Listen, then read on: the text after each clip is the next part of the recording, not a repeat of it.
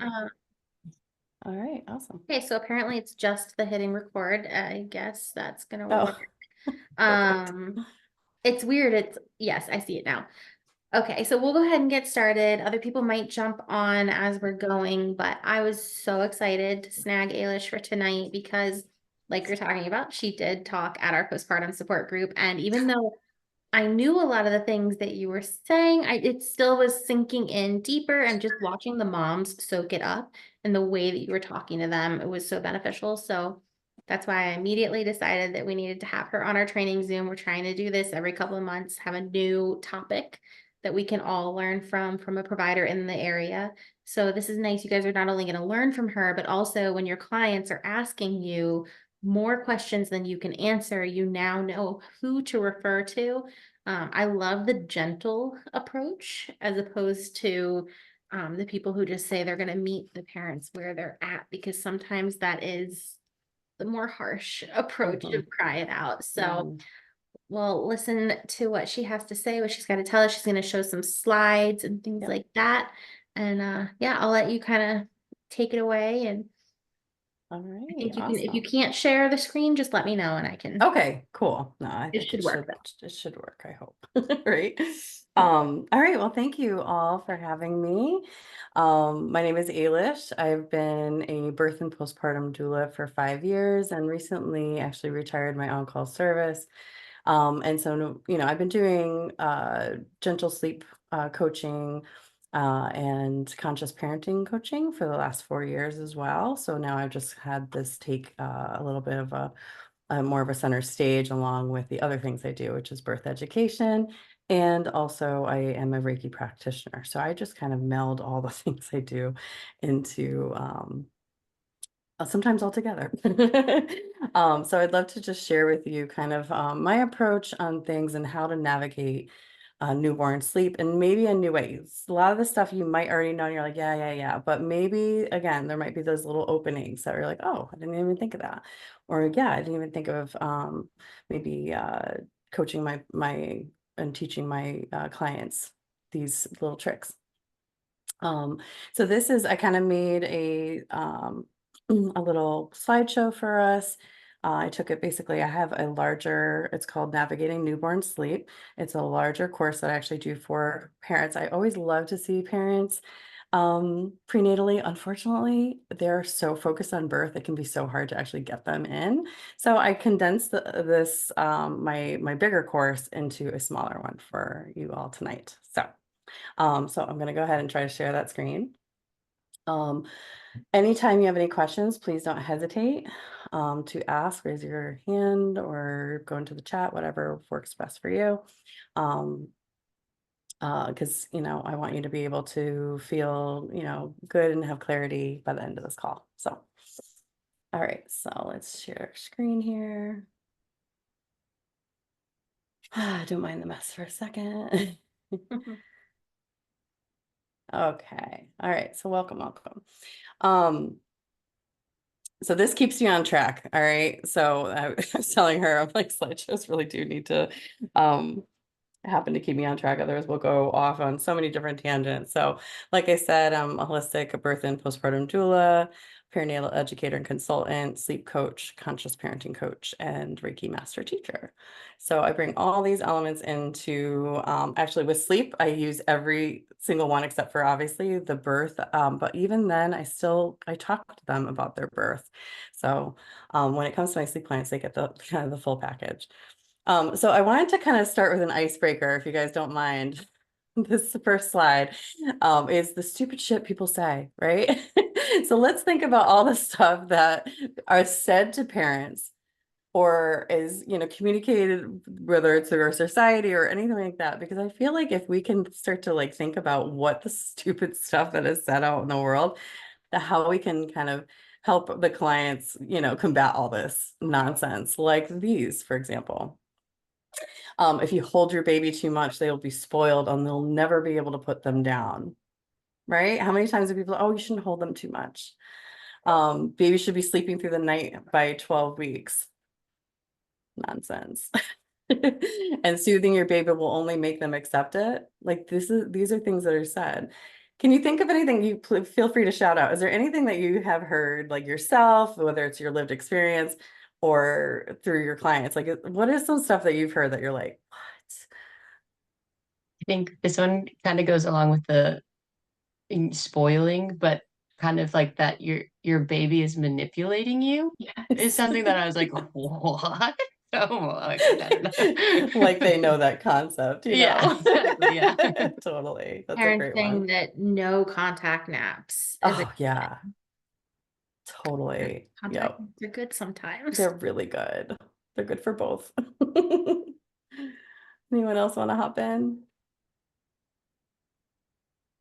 All right. Awesome. Well, so these are things that when this is what our clients are hearing. This is what they are hearing, and this is what they're believing because they get it hit from so many different angles. So if we can kind of combat those things with, information and also, stories of lived experience, I always find that people love to hear stories of other people's experiences. So anytime we can grab up those stories and tell people the opposite of this, it's going to be better for everyone involved. So the next thing is like, all right, so then what's normal? All right. And again, most you might already know this, but if we think about it, a baby is especially a newborn, they're only awake for 45 minutes before they are back asleep. And parents will think that there's something wrong with them if they are sleeping all day and then up all night. And that's actually really normal. um, Eats around the clock, usually every 3 hours. They still think they're in the womb. They need soothing techniques that feel like the womb, like the shushing, the swaying, the bouncing, the closeness, right? Either whether it's swaddling or holding them. Um, they may cry for no reason. They call it the purple cry. We'll talk about that in a minute. And that, the fact that newborns have no circadian rhythm. They do not have the sleep hormones yet. They are not producing melatonin yet. They don't have the ability to be able to be in our rhythms. They're not there yet. So usually around 4 or 5 months, they actually go through that, what they call a regression. I call them a progression, because babies only go forward.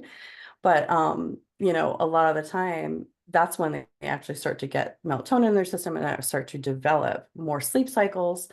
And the biggest thing is that to know right off the bat is that a newborn only has 2 sleep cycles. So when they first go down to sleep, they're in active sleep. And then about 15, 20 minutes later, they will move into deep sleep. And that's it. They got two. And so they'll cycle through these usually about every 45 minutes at this age. Okay. So it's important for them to know that if they're waking on the 45, it's probably because they're going into a next sleep cycle. Okay. And they're just having a struggle to get through it. Um, so yeah, and so a lot of times we're told the babies need to learn to self-soothe. That's also another one I should actually put on the other slide there. Babies cannot, they actually do not have the prefrontal brain cortex to actually develop a sense of calm. And they won't develop it fully until they're 25, 26. All right, so we have this information now that can really change a lot of how parents were taught to take care of, their little ones by, leaving them to cry it out. Um, so when we know it's normal, we can really get to the bottom of some things. I also love to talk to my clients about their baby's language. So we're going to talk through some things about cues, helping your clients really figure out what cues are their baby telling them, talking to them in a way that they can feel like everything is normal at all times. So the first thing is, and this is what my daughter was talking about, there's these sounds that our babies make. It's not conscious. It's just actually a physiological response to the need. So this is called Dunstan baby language. You can find it on YouTube. You can find it online. I think there's a woman who teaches in Connecticut as well. So I don't teach it, but I just know these sounds. You can find it anywhere on the internet. basically, if you can hear the n sounds, the n sounds, you can teach your clients to really differentiate, because a lot of times parents don't know, oh, was that a hunger cry, or is this a upset cry, or a gas cry, or whatever like that. I know that was for me, for my clients. So like, I never know when they're hungry, so I just feed them. And so if you can teach them, that these different sounds happen, we can avoid a lot of issues that happen with sleep overnight. Okay. So the nice sounds are hungry. Basically, when the stomach is constricted, it's hungry, it constricts the throat. I'm giving it Cliff's Notes, believe me. And what it does is it pushes the tongue to the roof of the mouth, and that's why it makes the sound. So they're not consciously doing it. With an owl sound, it's like they're tired, and you can probably like point these out. These also will help you guys too. I mean, at the end of the day, when you're taking care of your families, like this will help you too. So this the owl sounds is the tired sound. The You ever heard a baby go Well, that's their short, their short sounds are upper body gas, and also the sounds. Okay, so when we can get the basically the pressure off of them in these upper body gas sounds, we can avoid the last one, which is going to cause the sleep issues, which is the air sounds. This is when they're grunty, lower gas. Burp and massage are seem to be the only thing that can help. If we can get those early signs in, we can avoid this kind of what happens next, okay? Which is the purple cry. All right, this is a lot of times parents have no idea. They're completely blindsided. They're just told that their baby has colic. So I don't know if anybody has already seen this and teaches their clients about it, but I always say, like, it's good to talk about that with them, because if we can also try to avoid it by doing things like this, to try to have them differentiate signs, and also have techniques to help once it gets to those lower pains, we can avoid that purple. Okay, so purple is just an acronym for peak of crying. Usually, they'll cry for no reason, it seems, but there is. It's usually gas. So I always blame everything on gas.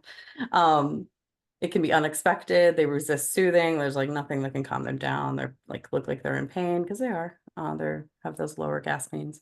It'll be long lasting, and usually happens at that witching hour. Okay.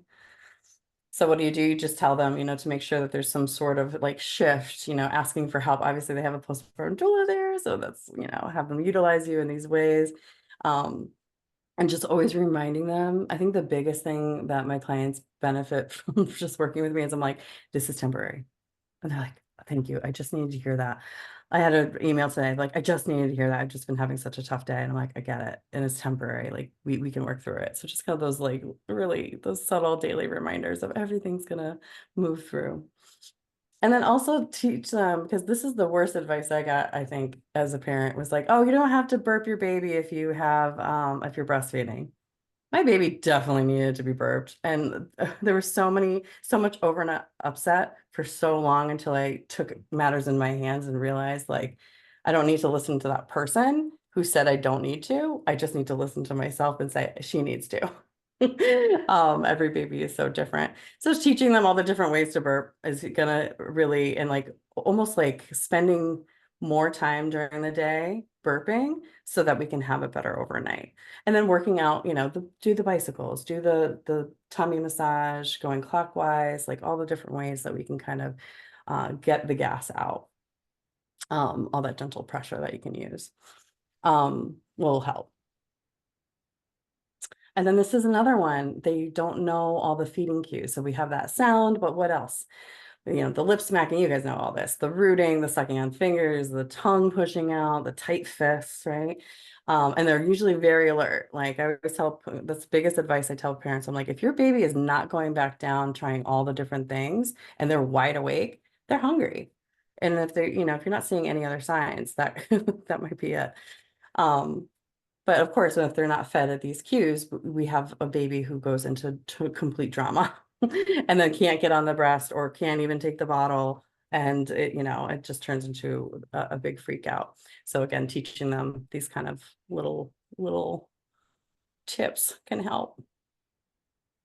And also teaching them here, I don't know if you can see it on the bottom here. It says here, being able to calm themselves as best they can, and teaching some breathing techniques, teaching some ways to ground. That's what I do a lot with my clients, is just teaching them that they don't have to just like, plow through it. Like, take a minute, ground yourself. Here's some techniques. Take some deep breaths, get yourself centered, because again, your baby does not have the ability to soothe, and they're going to steal from you. And if you don't have enough, it's, they're gonna take from your cup just even more. Okay. So give them an overflowing cup of your calm. Help them borrow your calm for you. And then here is the biggest thing that I teach with my clients. So I'm actually giving some secrets away here, but not really. You can find this on my website too if you need it. If you want to send your clients to there as well. But basically, if we can find sleep signs, okay, and look at them and write them down and really note them and see when they change and all that good stuff, we can really avoid a lot of the overtired and wired, which I'm going to talk about in a couple slides. So with subtle sleep signs, we're thinking about sleep when we see these. We're just thinking about sleep. If we're out and about, or they're out and about, we're, explaining that it's time to wrap it up. Maybe it's time to think about sleep. What are we doing next to get to, whether it's wearing, whether it's going, getting into the car so they can like nap on the way home, like whatever it is, this is what we're thinking about.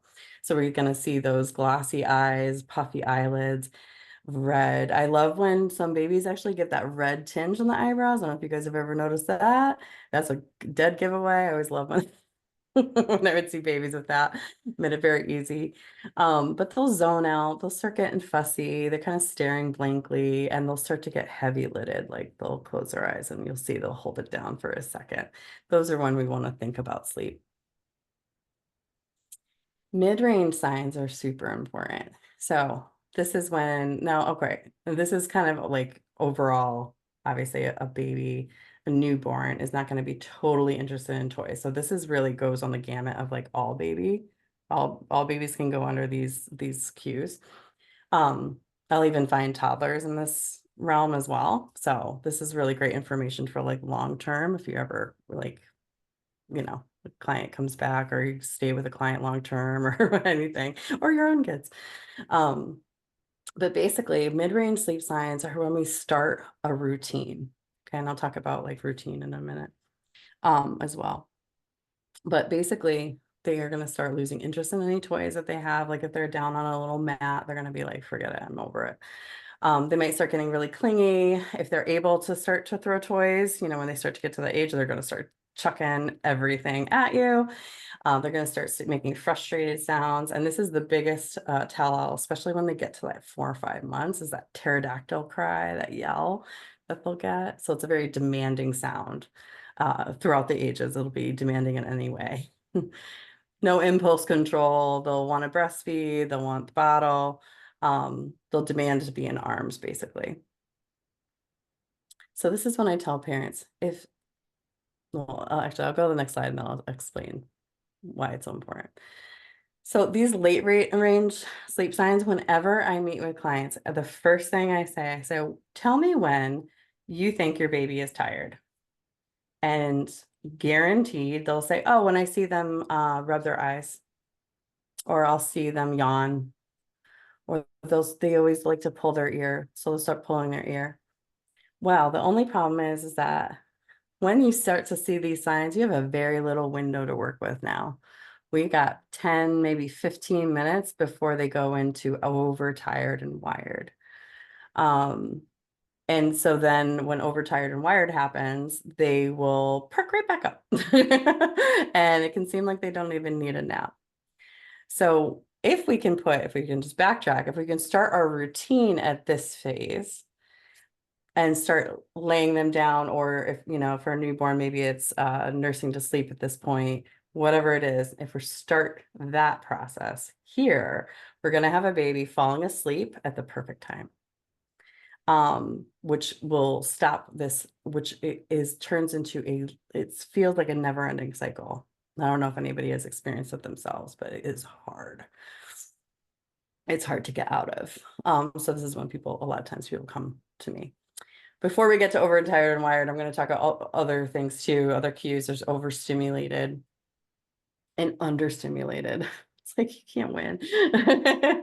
Overstimulated, we have extremely fussy, extremely wiggly, may start yelling, just like wanting to be held, and just very withdrawn. Like that's the biggest thing, is they're like, I'm overloaded.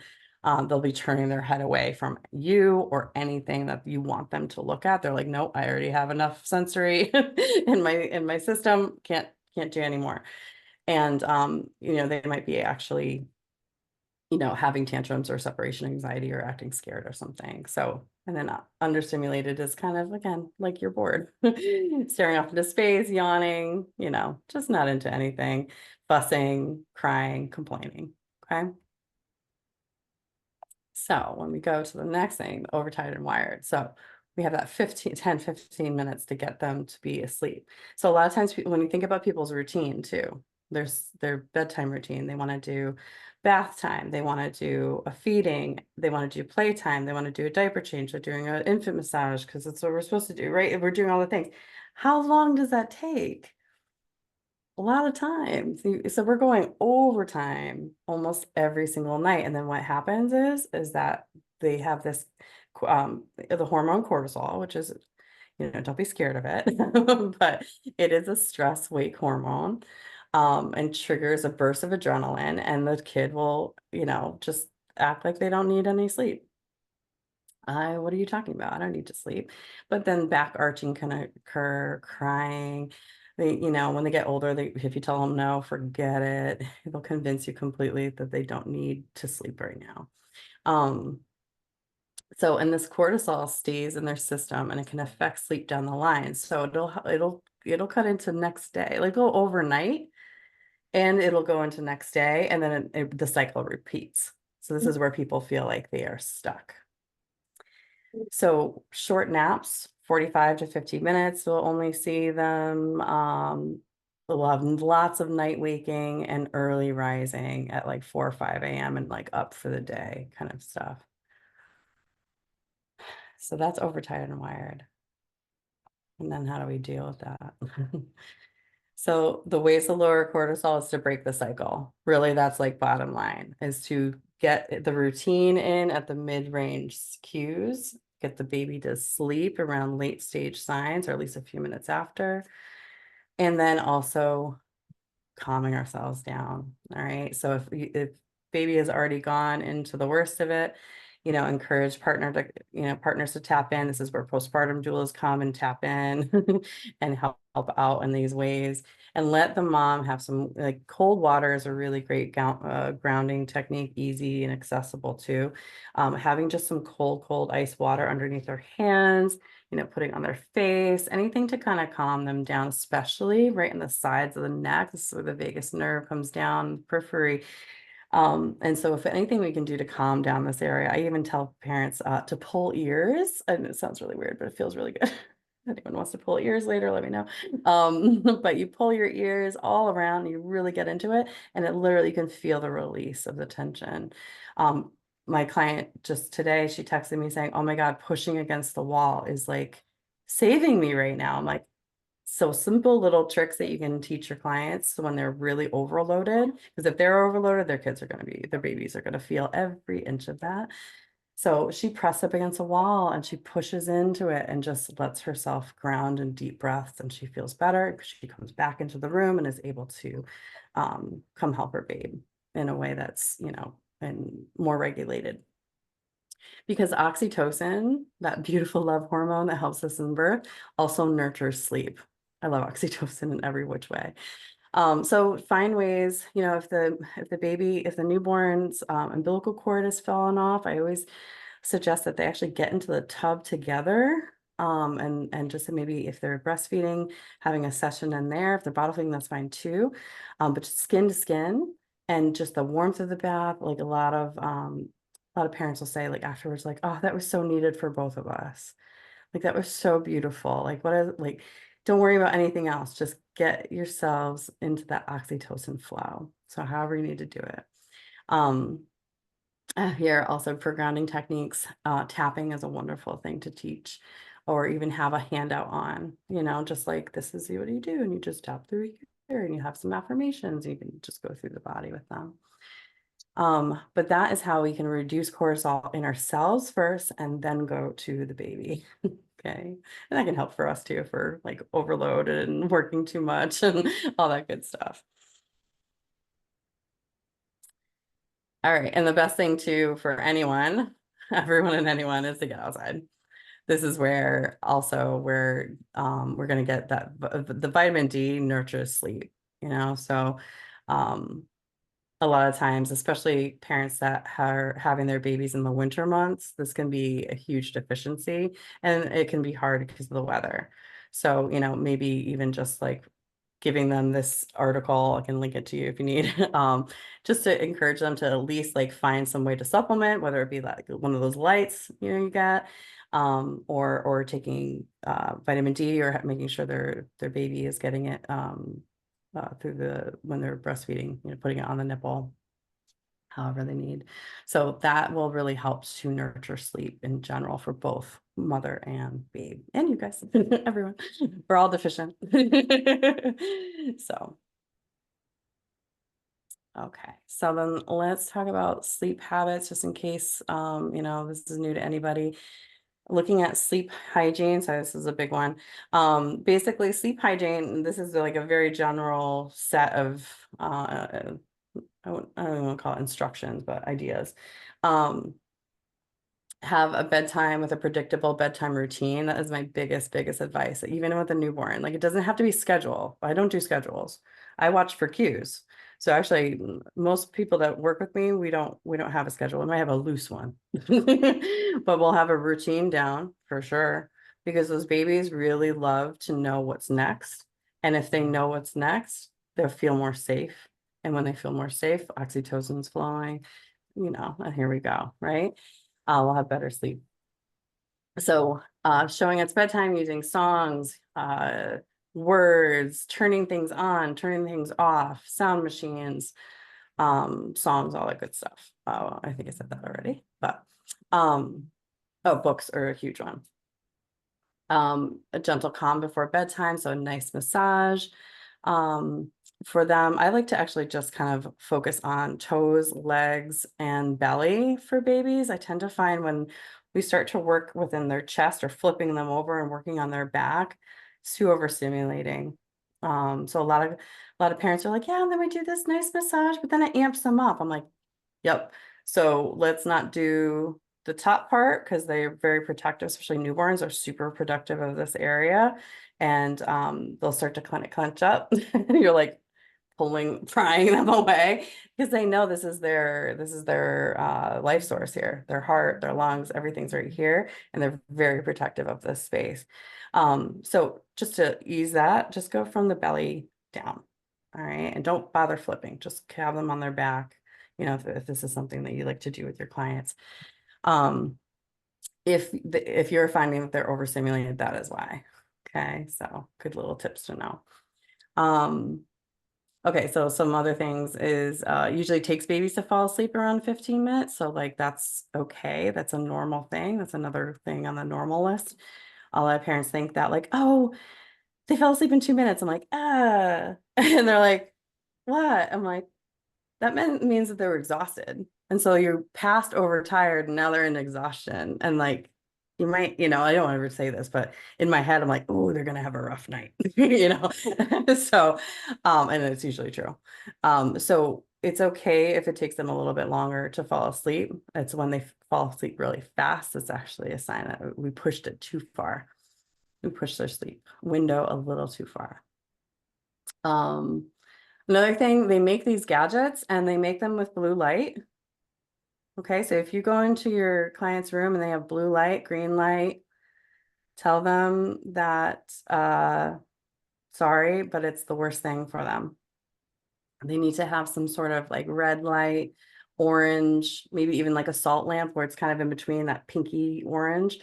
anything that's in kind of the red light is better. It actually doesn't mess with the sleep hormones. It doesn't mess with of either party. So this is something that'll help you too to go back to sleep, you know, sooner. It'll help them go back to sleep sooner when you guys leave. So it'll overall make sure they are know that, because they buy things, they get it off their registry, and and you see this big blaring blue light, and you're like, ah, no wonder you're having problems here, you know. Keeping the bedroom calm, happy place, not used for, well, punishments, obviously not for a baby on newborn. But really, like I always tell parents, like, don't be afraid to have some playtime in that crib or the bassinet, because it helps them create a really healthy association with the space, and not that like it's, because a lot of times newborns and babies associate, like, when I'm being put down here, I'm away from my parents. And that's it. So if we can kind of give more playtime in there, it'll help them see it as a just a happy space that, you know, when their parents are nearby and they always come back and all that good stuff. So making sure the temperature isn't too hot. I actually always worry about more about a hot baby than I am a cool baby. So temperature between 63 and 68 degrees is usually optimal for sleep. As well, we all sleep actually better in a little bit cooler temps. So I always teach my clients, like, you know, they'll check the hands and the feet. They're like, but their hands are cold. I'm like, yeah, because when they're sleeping, all the blood goes to the heart and the lungs, and their little expenditures are not really needed at this moment. So they're cold. So I always tell them, check the ears. I don't know if you guys know that, but I always say, check the ears. So you know their real temp is doing well for them. Yeah, we talked about light. Dimming lights leading to bedtime, again, is another great way to say it's time that we're switching now. And starting as early as possible in this newborn phase can really help with that. Just especially because they're flipped. They're completely flipped. They still think they're in the womb, where they slept all day while mom was rocking them to sleep. And then when they laid down for bed, they would be up kicking them in the belly, and nothing has changed. So giving these nice sleep associations are going to be really key. Sound machine, all that good stuff. And then of course, lots of appropriate, age appropriate exercise, whether it be tummy time or just getting outside in the world, is always going to be helpful with sleep hygiene. Okay. Any questions on anything so far? Everybody good? Yeah. Awesome. All right. So like I said, I don't do schedules, especially with a newborn, forget it. But do create a healthy sleep routine so you can follow. An easy one is like doing the wake, eat, play, sleep routine. I always say when I work with parents, you know, I'm usually working with them past the newborn point. And we will sometimes sneak in an extra snack before their before their nap. But I have a little different way I go about it, just to again help them fall asleep. It's called a sleep association stacking. So we're instead of just them only knowing how to fall asleep one way, they can fall asleep multiple ways. And that way the baby is more flexible with how they fall asleep. But this can be just an easy thing. So they don't have to think about anything. The baby wakes up, they feed the baby, they play with the baby, they put the baby to sleep when they see the sleep signs. So it can be something that can be good to teach your clients that. And again, the predictable sleep cues, and you perform this kind of ritual and this routine for bedtime. And then during the day, it's all going to be very shortened. You're not going to go through the song and dance every single time they go to sleep, but like a shortened little version for the daytime. And then I'm sure you all know this, but it's good to talk about. Safe sleep. Okay, we all know this. We're postpartum doulas, right? Nothing in the crib, right? Nothing, right? Co-rooming, right? Suggesting that they can co-room up to 12 months, 6 months is okay too. It allows parents to respond quickly and notice things sooner, and parents are able to get back to sleep sooner, especially if they don't get up fully. And they feel more secure being able to hear and smell you. And the next one is co-sleeping. And here's why I talk about it. Because yes, AAP will say XYZ, but guess how many parents are going to co-sleep when things are not working out. So if they don't know how to do it safely, this is where we hear about those tragedies. So I tell people, If you think that co-sleeping is going to happen and you're going and it's you're starting to see a trend where it's happening, let's make sure you're setting up for safety. So you know, this is not acceptable if they're a smoker or if they're a drinker, or it's just an unsafe sleep space or impaired, or if there's animals that can get into the way, or partners. That was like me. I was like, I couldn't co-sleep because if my husband would roll over on me and and I'd be like, get off. He wouldn't get off of me. What is he gonna do with my babe? You know, so like those kind of things can definitely should be factored in. But if they, you know, the mother is breastfeeding and that's the baby's healthy and full term, they're, you know, sleeping on their back, they're lightly dressed, they're not swaddled in any way, and parents are tucking the legs in. All this information can be found by the way, in La Leche League as well. So if parents need any information, and I'm blanking on the book that I always reference to. I'll link it later when I think of it. I'm completely blanked on it. But there's also a book out. So there's always ways to like help your clients just understand all the different ways. Because what happens is, oh yeah, and clearing their bed of any unused toys, stuffed toys, covers, anything, distance to the floor, anything sharp or poking, anything at all that could be a risk. So really helping your clients go around the room and seeing what, you know, being their second pair of eyes can sometimes be nice. Because here's what happened.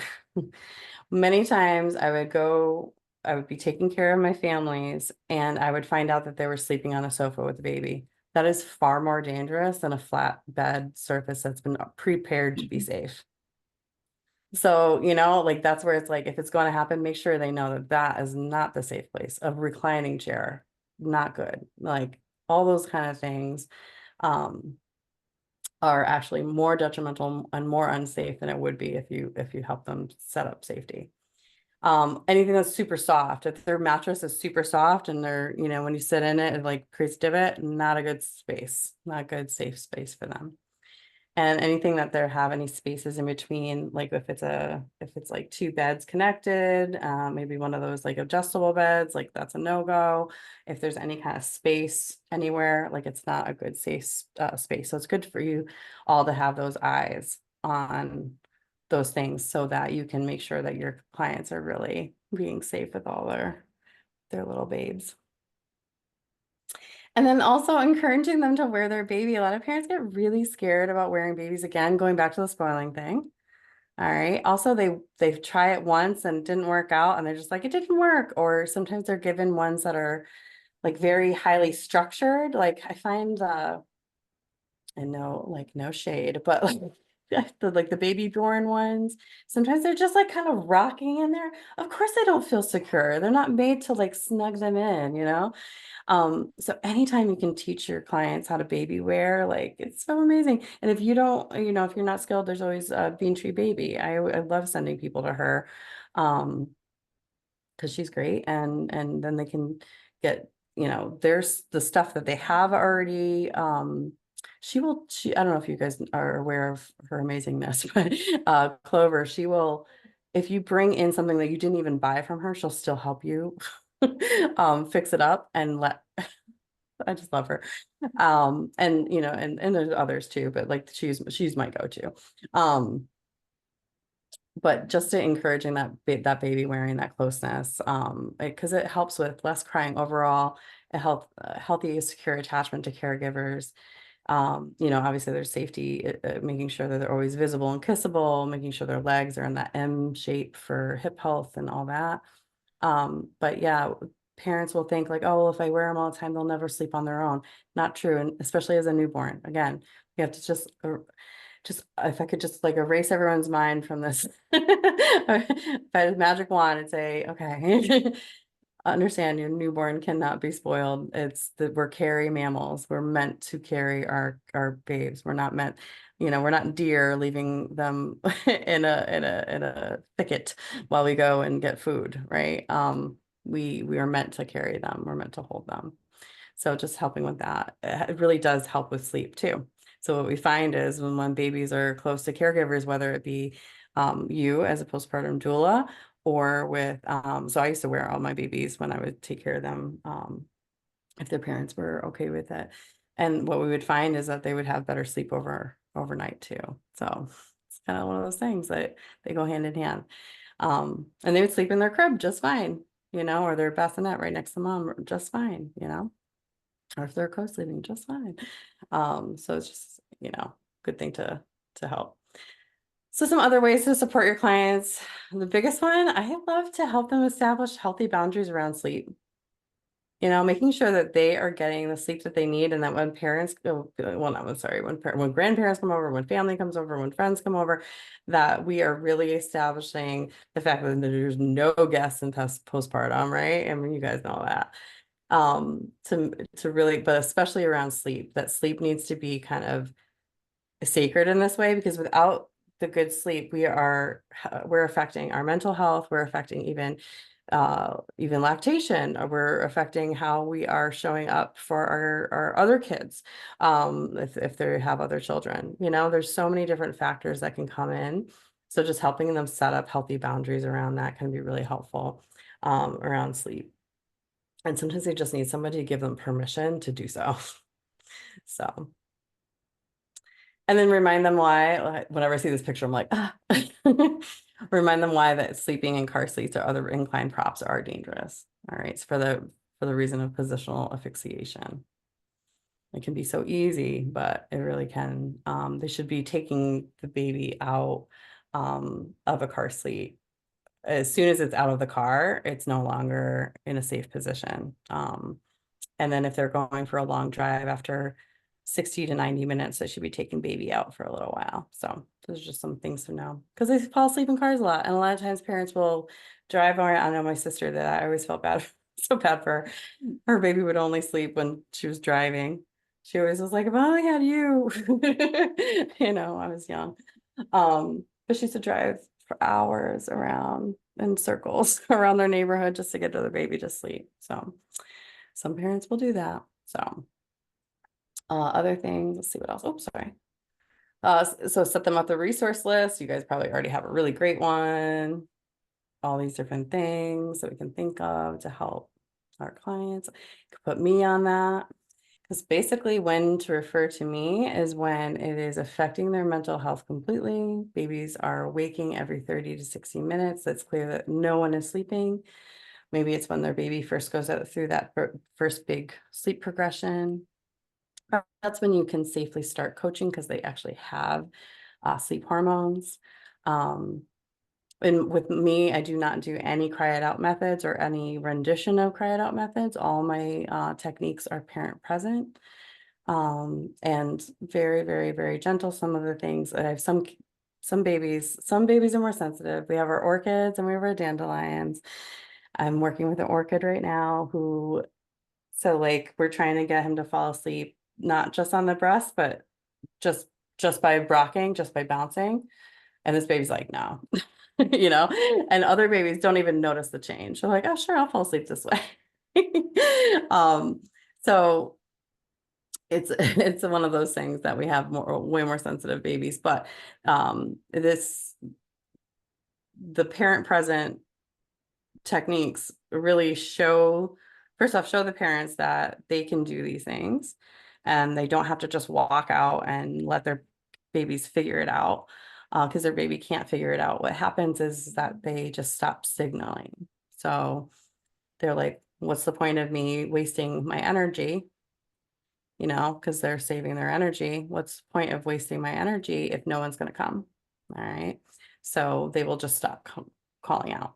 So when they're like, oh, I successfully sleep trained, it's like, at what cost though? So now these babies know that when they need something, they'll be cared for, but also they have the confidence to fall asleep in different ways. So they're not just beholden to this one way. I don't work with sleep coaching and newborns, but I do help with, again, like these bigger courses. I love when people see me prenatally, but I get people who will reach out in those early months. And this is what I'll do. I'll set them up with a class, or we'll do a consultation just to go over all these different steps that we went over tonight of like how to set you up for success. And I always say, I'm like, when I meet with people in newbornhood, I always say I'm going to put myself out of business, because if you know those things, you really might not ever need me later on. Unless, again, we have a more sensitive baby that's like, forget you. So, I'm like, again, as I said, the reason why I'm different is I'm a conscious parenting coach. I also do nervous system regulation, breath work, and I do Reiki for the clients that are open to it. And I've taken Lindsay Hookway's Holistic Gentle Sleep program, which is a wonderful program, that really breaks down the sleep biology and just the normal reactions that a newborn, babies, toddlers, everybody has, using child development and the new science we have now, not the kind of Ferberized methods that are kind of go back in time, like from the 1800s. Think about how kids were treated back then. Well, do we really want to follow their advice anymore? It doesn't make sense to me. So just so you know, when it comes to coaching, if someone is looking out to you for a referral, I work with 5-month-olds up to 5 years. So 5 to 5. I do 2 to 3 week consultations, and I always say, get ready for big changes. Consistency is key. I give virtual daily support, but I'm also creating a group coaching program that's a little bit more affordable for any families that that are kind of, you can't afford that one-on-one support, but still need support. We meet for 1 month. And every week we set up something new for them to kind of go through, and we meet for a call every single week. And it's been really beautiful to kind of help families in that way. So that's open for them as well. So if you want to connect, if you want any more information, Monica can certainly set you up with all this, but, I wanted to kind of, also kind of open the floor and see if anyone had any questions about anything, whether it's like sleep stuff or, yeah, any questions. How do you approach families so I will show up at 10 o'clock at night and the family says, yeah, the baby's been up for 3 hours, Mm, and baby's 3 weeks old kind of thing. What right. are gentle ways that you would address that with a family, in verbiage that they would understand? That's a great question. So this is where a lot of families have read about wake windows. So that can be kind of a good like trigger word to use to say, okay, that's great. All right. And how has baby been?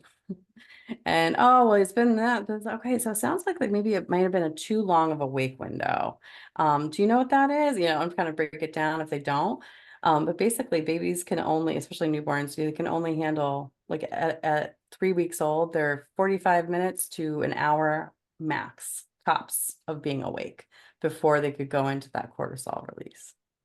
So you can kind of just gently explain, again, this is where you can bring in, hey, do you want to, maybe sometime tomorrow we can meet for a quick call. I can go over some cues, or maybe if you want to, you can even send them to, I have like a workbook. You can send them to my website too.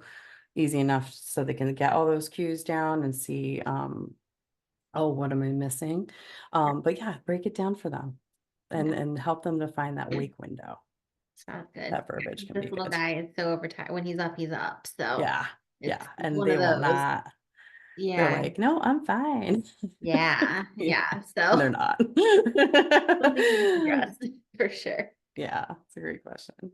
Um, I know, you know what, one thing I forgot to put on the slides was like also like tips for transferring. Do you guys Mm, ever have trouble with transferring babies after they've fallen asleep? sometimes Sometimes. What kind of tricks do you guys use? Because I teach families the butt down method. Have you ever done that? I do Okay. the butt down, pressure on the chest, shushing, Yeah. and then the slow. Slow. Yes, absolutely. Yeah, because a lot of times like parents will, okay, so I do butt down and then I like ease them down on their side and then I could put heavy hand back down, right? And then I hold it there. And most parents will go like this. And you know what their baby feels like? That they just fell. And like they'll wake right up. I'm like, yeah, because we need to make sure that they don't feel that moral reflex is crazy, first off.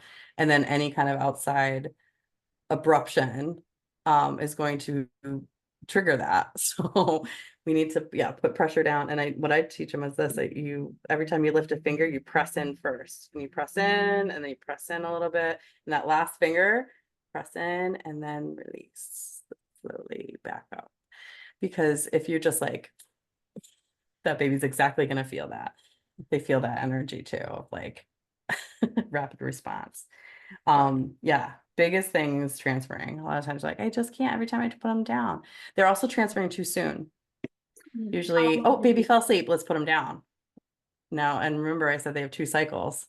So this is a great thing to teach your clients right off the bat. Well, they go into active sleep first, and that way any movement you make, they're going to be up.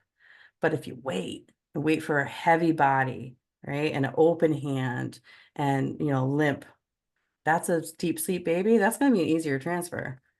That's where you can change their diaper and they're still out like a light. Like that's when you move. But the parents get so, oh my God, finally. And they get too excited, and then they're back at it again. I do the same thing. I know it and I still do it. I know, right? We've all been there. We're like, I just need to go to the bathroom. Yeah, But the yeah, bathroom so you betcha. yeah, totally. So yeah, wait 15-20 minutes, or just when you feel that heaviness too. So, but usually it takes a little bit of time Yeah. for them to get into that next one. Yeah. Yeah, so that was another thing I wanted to add. Great. Thank you so much. No I problem. like how you addressed, I'll stop the